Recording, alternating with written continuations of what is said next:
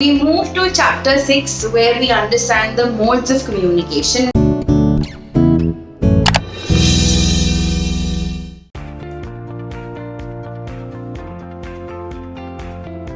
Modes of communication basically is where the devices that help us connect, whether it be with the help of usage of service provider or with the help of internet connections, we are using variety of devices to get connected with the people we love or in terms of our business activities. So let's quickly move over from the fact that telephone, one of the most necessary connection device that we require to stay in touch, whether it is for business purposes or it's for personal purposes. Now, when we talk of telephone, the very first name that tinkles is Alexander Graham Bell, who invented the telephone. And as soon as we pick up the telephone, we say hello. So the story for it also goes that his loved person was Margaret Hello, and as a mark of respect, as to showcase his love, he said that everybody, whenever they pick up the phone, they will always say the word hello. So telephone has helped us connect and make the distances really shorter. Advancement to telephones, considering that earlier telephones were wired connections, it was connected to a single place, and people would have to sit hours together and communicate over it, to what we've moved advanced in terms of cellular, that is the wireless cell phones, right? So wireless cell phones are connections that we use, are devices that have the connection provided by the mobile service providers. So we talk of Vodafone Idea, we talk of Jio, we talk of Reliance, we talk of Airtel. They are the ones who provide us these connections, and through the cell phone, the wireless device, we are able to communicate much better, much faster. Telephone was restricted to one space, whereas cellular phones is from the point of view that you can carry it anywhere with you.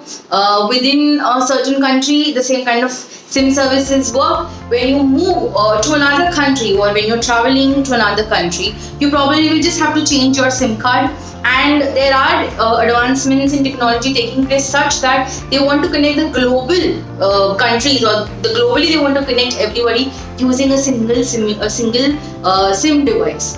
So what initially started with a major big SIM cards, now we have micro SDs, micro SIM cards, right? So it is quite possible that someday in the near future, we will have one single SIM card, one single service provider who is giving us connection throughout the world. So from telephones, cellular phones, we now move to the internet technology, how internet has played a major role in connecting people.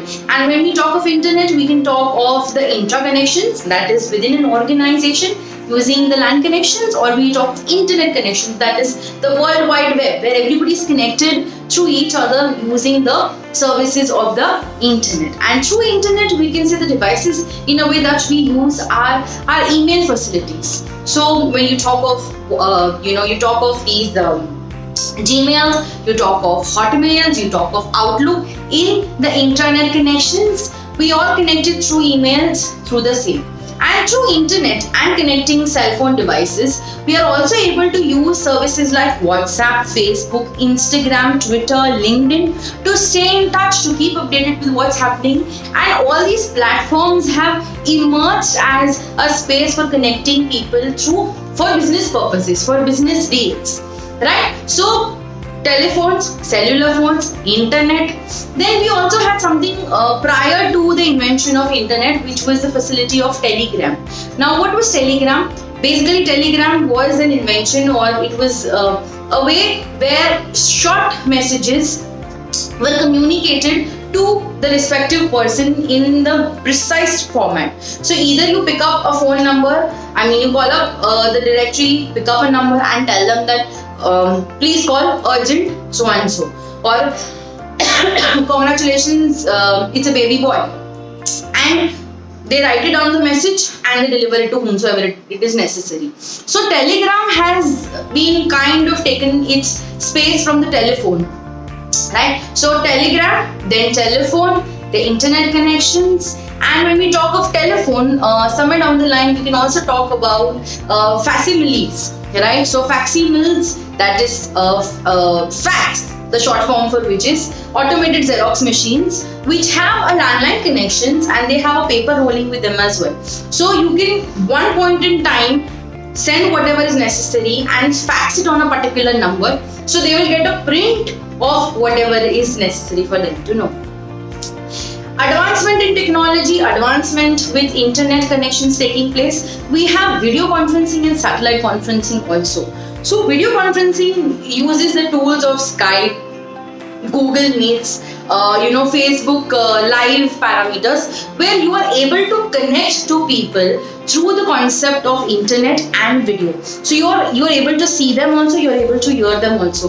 So Instagram also, when you go live and when you talk to people, they are able to respond to you in terms of chats. And if we talk of options like Skype, if we talk of MS Teams, or if we talk of Google Meets, they are video conferencing tools where the opposite person can listen to you, see you, and at the same point in time, you can also see the sender and receiver. So it's a two-way kind of a communication. And satellite conferencing basically uses the concept of, the satellites that are being sent across by these various NASA's and other aeronautical institutions, ISRO to be precise, and how they connect to us. They use the satellite modes to connect. So maybe when there is a satellite orbiting around the Earth, or probably closer to the Moon, and if you, to be more precise, let's take an example of Mission Mangal. And during Mission Mangal, you remember one of the scenes where Tapsi Pannu is supposed to connect connect the satellite to one of the ships that is there in the Pacific of Ocean. So considering that it's inside middle of a sea, connections cannot be established the landline connection way. You cannot have poles, or you cannot have telephone posts time and again. So what you do is you use the satellite to connect. So through satellite you are sending signals and they are getting connected to the ship. So that is why it was urgent for her to have that ship, have that boat basically go and stall itself between the oceans so that it can take in the right kind of signals, and then using those signals sitting in ISRO, they would be able to know the whereabouts of where the satellite was currently.